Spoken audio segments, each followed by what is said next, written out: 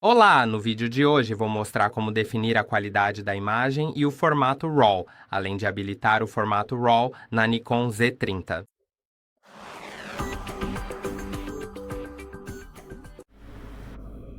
Certo, então você pode alterar a qualidade da imagem em si, mas também pode mudar os formatos de imagem, e eu vou mostrar como fazer isso. Então, se você não personalizou o menu AI, pode usá-lo.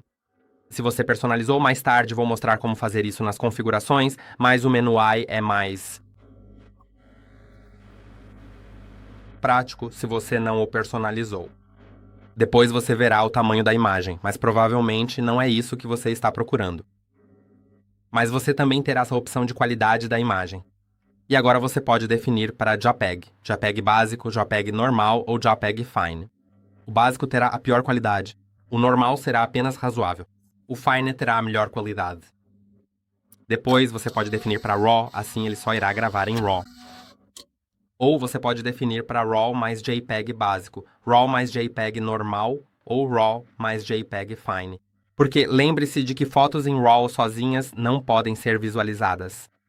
Você realmente não pode, simplesmente abrir uma foto em RAW no seu computador sem nenhum programa especial para isso.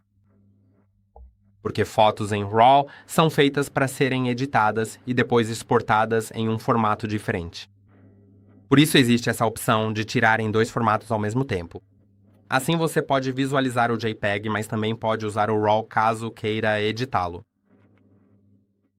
Então é assim que você escolhe qualquer opção. Eu gosto do RAW mais JPEG normal, então quando eu tiro uma foto,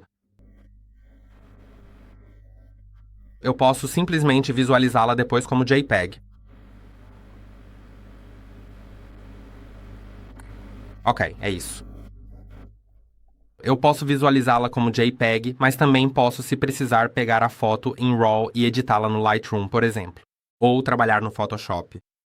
Espero que este vídeo tenha sido útil, não se esqueça de curtir e se inscrever, e nos vemos no próximo.